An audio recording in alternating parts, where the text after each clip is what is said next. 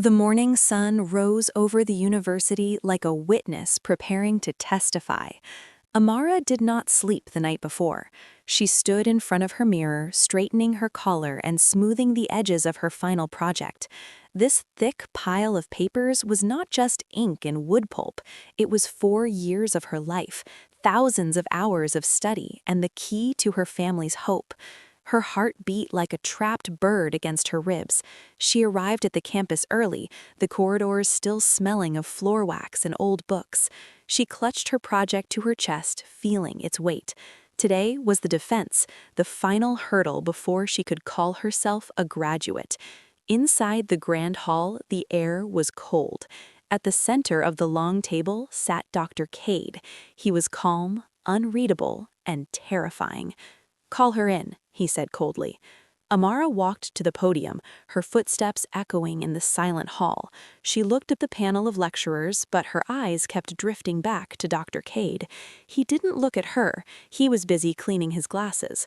Taking a deep breath, Amara began her presentation. Her voice started low but grew stronger with every sentence. She spoke about her research with passion and clarity. She answered technical questions from the other professors with ease. Even the toughest critics on the panel nodded in approval, impressed by her depth of knowledge. Her work was strong, her data was perfect, and her confidence was unshakable. Throughout it all, Dr. Cade remained a statue. He said nothing, he didn't nod, he didn't frown. When she finished, a heavy silence fell over the room. Slowly, Cade reached out and closed her file without asking a single question. The silence in the room stretched until it felt like it would snap. The other professors looked at each other, confused by Dr. Cade's behavior. They expected a long debate, but the lead examiner remained eerily still. After a painful pause, Cade cleared his throat. He did not look at the brilliance of the research or the praise of his colleagues. Instead, he delivered his judgment with a voice like falling ice. "This work is insufficient. You have failed." The words hit Amara like a physical blow. Gasps filled the room as students in the back rows whispered in shock. Amara's eyes searched the faces of the other panel members, pleading for someone to stand up for the truth. But Cade was powerful, a man who held the keys to everyone's career. To her horror, Amara realized that in this room, no one would speak against him. Amara stumbled out of the hall, the world blurring around her. She felt as though the ground had turned into water. Outside, the news of her failure spread like wildfire. Groups of students gathered in the shadows of the hallways, their voices low and buzzing.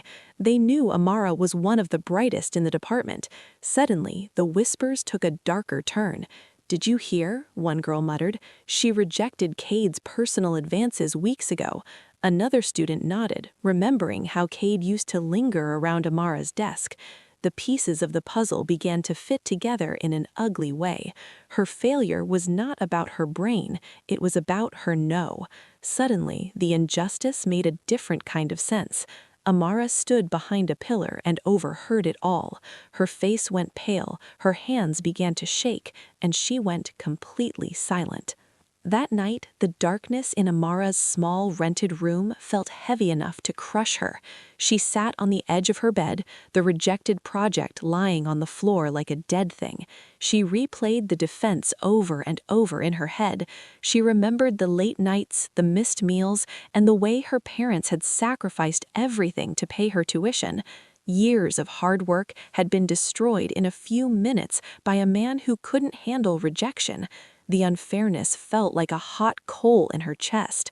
She felt small and defeated, wondering if she should just pack her bags and disappear. Just as a tear fell onto her lap, her phone vibrated on the wooden table. The screen lit up the dark room. A message had arrived from an unknown university internal number.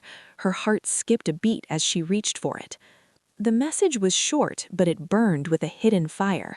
It said, "Your grading was not based on performance. You are not the only one." There was no name attached, no signature to show who had sent it. Amara stared at the glowing words until they blurred. This was the confirmation she needed. It wasn't just a rumor. Someone on the inside knew the truth. A spark of anger replaced her sadness. If Cade was using his power to hurt her, he was likely hurting others too. She realized that crying would not change her grade, but action might. Amara sat up, her accountant's mind beginning to click into gear. She grabbed her laptop and started to dig. She didn't know who sent the message, but she knew where to look. She began digging into old university records and public graduation lists from previous years. As the moon climbed higher, her screen was filled with names and numbers. She looked for a pattern, and the data did not lie. She discovered a terrifying trend. Over the last 3 years, multiple female students had failed their final defenses under Dr. Cade. Most of them were high achievers who had suddenly dropped the ball at the very end. The records showed they were all students who had been seen in Cade's office or had interacted closely with him before their downfall. It was a graveyard of ruined dreams. Then she found something that made her blood run cold. One specific name appeared, a girl named Ngozi. She had been the top student in her class, a genius by all accounts, but according to the files, she had failed and then completely vanished from the university records. It was as if she never existed. Amara spent the next day searching for Ngozi. She eventually found an old blog post from a former student union leader. It revealed the truth. Ngozi hadn't just failed, she had tried to report Dr. Cade for misconduct. Shortly after she made the accusation, her academic existence was erased. Her scholarships were canceled, her grades were deleted, and she was forced to leave the university in shame. The system had protected the predator and destroyed the prey. Amara felt a cold shiver run down her spine. Cade wasn't just a mean lecturer, he was a monster with the power of the institution behind him. He had done this before, and he had gotten away with it because he knew how to hide the bodies of his victims' careers. Amara realized the immense danger she was in.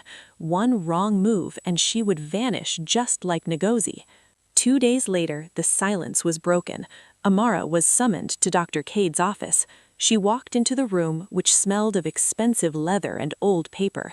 Cade sat behind his desk, looking like a king on a throne. He didn't look angry, he looked helpful, which was much worse. He leaned forward, his voice soft and fatherly. He offered to reconsider her result and give her a passing mark if she agreed to meet him privately at a hotel that evening to discuss her corrections. It was a trap hidden in a gift. It was not academic help he was offering, it was personal control. He expected her to be desperate enough to say yes. Amara looked him in the eye, her heart steady. "No, sir," she said firmly, "I will not meet you." After her refusal, the world became a very difficult place for Amara. The punishment began almost immediately. When she went to the administration office to request her transcripts, she was told her documents were missing. When she tried to submit a formal appeal, the secretary told her that the approval forms were delayed indefinitely. Everywhere she turned, a door was slammed in her face. Her library access was blocked, and her university email was suspended for technical reasons. It was a slow strangulation of her academic life. Cade was showing her that he owned the air she breathed on campus. Just when she thought it couldn't get worse, a formal letter was slipped under her door. She was informed that because of the controversy, she would be required to defend her project again, this time in a public session open to everyone. The announcement of the public redefense sent a shockwave through the university. It was rare for a student to be put on stage like a performer in a circus. Word spread quickly through the hostels, the cafeterias, and the faculty lounges. Some students saw it as a chance for Amara to prove herself, but others saw it as a public execution. Cade's influence was everywhere. He had convinced the board that a public session was the only way to ensure transparency after the rumor started. In a final move of arrogance, Cade volunteered to lead the panel again. He wanted everyone to watch him break her. He wanted to show the entire university what happens to a student who dares to say no to him. The date was set and the clock began to tick. Amara had only 7 days to prepare for the fight of her life. The pressure started to take a toll. Amara noticed that some of her classmates began to avoid her in the hallways. They were afraid that being seen with her would attract Cade's anger. When she walked into the cafeteria, a circle of silence followed her. She was becoming an island. One evening, a close friend pulled her aside into a dark corner of the library. Her eyes were darting around, full of fear. "Amara, please," she whispered, "just apologize to him. Tell him you made a mistake. If you go through with this public defense, he will destroy you forever. He has influence over the entire Senate. They won't choose a student over a senior lecturer." The warning felt like a heavy stone. Amara realized she wasn't just fighting one man, she was fighting a system that was designed to protect him. Amara sat in the library long after her friend left. She looked at her trembling hands. For a moment, she considered giving up, but then she thought of Ngozi. She thought of the other girls whose names she had found in the records. If she stayed quiet, the cycle would never end. Cade would keep taking and destroying. She made a choice. She would not accept the failure quietly, and she would not go to that hotel. She would fight. But she wouldn't fight with tears. She would fight with facts. She spent the next 48 hours in the digital shadows. Using a guest login she had obtained from a sympathetic junior staff member, she began collecting evidence. She went deeper into the university's internal servers than she ever had before. Finally, she gained access to the archived grading discrepancies and the system's raw data logs. Her fingers flew across the keyboard as she searched through the raw data of the grading system. Every student has a digital footprint, and so does every lecturer. She found what she was looking for in a hidden folder of the department's server. It was the first real proof of a crime. She found the altered grading records for her own project. The digital logs showed that the other 3 professors on the panel had actually given her high scores. However, the final entry had been manually overridden. Her total score had been reduced by 40% after the submission was finalized. The system showed the exact time and date of the change. Most importantly, the modification was signed digitally under Dr. Cade's personal administrative authority. It was a smoking gun. She downloaded the file and saved it in 3 different locations. The cliffhanger was clear. Cade had left a digital thumbprint. With the proof in her hands, Amara reached out to the names she had found earlier. She met 2 former students in a quiet park far away from the campus.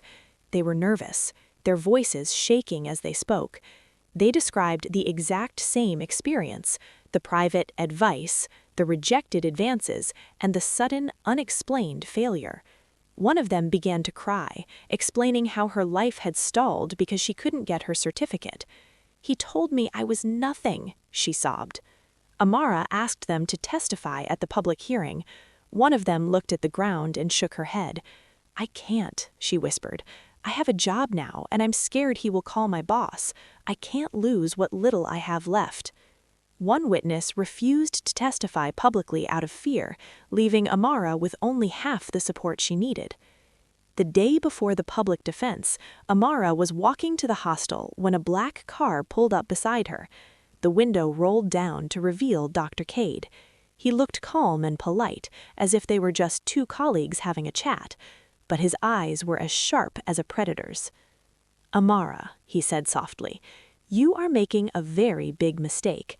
A public defense is a stage where you will be exposed. I am trying to save you from the embarrassment of the whole university seeing your incompetence." He smiled, but it didn't reach his eyes. It was a threat disguised as advice. He was trying to rattle her one last time, to make her doubt her own evidence. He leaned out of the window and whispered, "You will not win against this system. The system is me." Then he drove away. Amara went back to her room and locked the door. She didn't let Cade's words stop her. She spent the night organizing her files.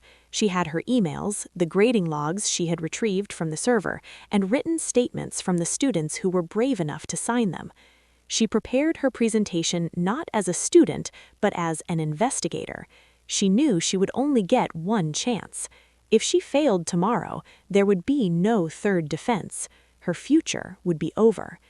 As she was finishing her notes, a message popped up on her screen. It was from the second witness she had met in the park, the one who was on the fence. Her heart sank as she read the words. "I'm sorry, Amara. I can't do it. Cade's assistant called my family. I have to withdraw." Now Amara was truly alone. Her main witness had disappeared, and her classmates were too afraid to stand by her. She sat in the silence of her room, exhausted but determined. The stakes were no longer just a grade. The stakes were her entire future and the honor of every student Cade had ever bullied. She felt the weight of the world on her shoulders. She checked her evidence one last time. The system logs were still there, solid and unchangeable. That was her only shield. Late that night, she received a final confirmation email from the University Senate. The hearing was set for 10 a.m. the next morning. It also noted that the proceedings would be fully controlled by Cade's own department. It was a home game for the villain. She closed her eyes and prayed for the courage to speak. The morning of the defense arrived with a heavy gray sky. When Amara approached the Great Hall, she was shocked by the crowd. It was packed. Students were standing in the aisles, lecturers were whispering in the front rows, and even the vice-chancellor's representatives were there. The air was thick with tension. Cade sat at the center of the panel, looking polished and confident. He looked like a man who had already won. He shuffled his papers and looked at the clock. The room went silent as the doors were closed. Cade looked up at Amara, who was standing at the podium. He didn't show any fear or guilt. He simply leaned into the microphone. His voice echoed through the hall, cold and without a hint of emotion. "The candidate is ready. Begin." Amara stood tall. She did not start with her research project. Instead, she started with a question about academic integrity. The room began to murmur. She presented her evidence calmly, displaying her original scores on the large projector screen. She showed the panel the strength of her work and the praise she had received from other markers. As she spoke, she saw the faces of the students in the audience change. They began to realize this wasn't just a normal defense. She was laying out a map of a crime. She showed the timeline of her interactions with Cade and the sudden drop in her grades. The room began to shift. Even some of the senior administrators started to sit up straighter. Cade's face tightened. He suddenly leaned forward and interrupted her. "This is not evidence," he shouted. "It is your own emotional interpretation of a fair grade." Cade launched a vicious counterattack. He used his years of experience to twist her words. He accused her of academic incompetence, claiming she was trying to hide her poor research behind imaginary scandals. He called her emotionally biased and unstable. He pointed at her data and told the room that she probably hacked the system to create fake logs. His voice was booming and authoritative. For a moment, it worked. Some of the older faculty members began to nod, doubting the young student standing before them. They wanted to believe their colleague, not a troublemaker. Cade looked at her with a smirk. He thought he had turned the tide. He demanded she prove the intent behind his grading. "Unless you can prove I did this on purpose, your claims are nothing but lies," he challenged. Amara didn't flinch. She had anticipated this move. She reached into her bag and pulled out a final flash drive. She uploaded the raw system logs she had found, the ones that tracked every single keystroke made on the grading server. She showed the screen. It was a time-stamped log showing the deliberate score alteration. It showed Cade's unique admin ID logging in at 2 a.m. on the night after she rejected him. It showed him manually clicking override on 3 different scores. The room went completely silent. You could hear a pin drop. The logs showed no corrections made to the text, only to the final number. An administrator in the front row took off his glasses and leaned in close. He realized the logs were pulled from the central mainframe. They were impossible to fake. The silence was broken by the sound of whispering that grew into a roar. Faculty members who had stayed quiet for years began to look at Cade with new eyes. A senior professor from another department stood up and asked Cade to explain the 2 a.m. login. Cade's authority began to crumble in real time. His face turned a strange shade of red, and he began to stammer. He tried to claim it was a system error, but the logs showed a deliberate path through the security settings. His authority was weakening with every passing second. The students in the audience began to cheer quietly, realizing the monster was being cornered. Cade looked around the room and saw that his shield of power had vanished. Panic filled his eyes. He gathered his papers, pushed his chair back, and tried to leave the room. "Stay where you are, Dr. Cade," a voice boomed from the back. It was the university registrar. The administration froze the proceedings immediately. Security was called to the doors. The evidence Amara had presented was too overwhelming to ignore. Within minutes, the registrar announced that a preliminary review showed misconduct patterns that matched multiple other students' files. The patterns of failure Amara had found were being confirmed by the university's own IT department in real time. Cade was officially suspended pending a full criminal investigation. As he was led out of the hall by security, the crowd parted like the Red Sea. He passed by Amara, his face twisted in rage. He leaned in and whispered, "You think this is over? I will destroy you." But for the first time, his words had no power. The resolution came swifter than anyone expected. Weeks later, Cade's actions were officially confirmed by a special committee. They found evidence of years of abuse and grade manipulation. His academic position was revoked, and he was banned from ever teaching again. The missing students, like Ngozi, were contacted and their cases were reopened. Amara was reinstated and allowed to graduate with the distinction she had earned. On the day of her graduation, she didn't feel like a hero. She felt like a survivor. In the final scene, she stands outside the university gates looking at the sun. She isn't celebrating revenge, but a deep sense of relief. She looks at the younger students walking in, knowing they are now safer because she spoke up. The moral message remains: silence protects power, truth protects people, and courage is what turns injustice into accountability. The end.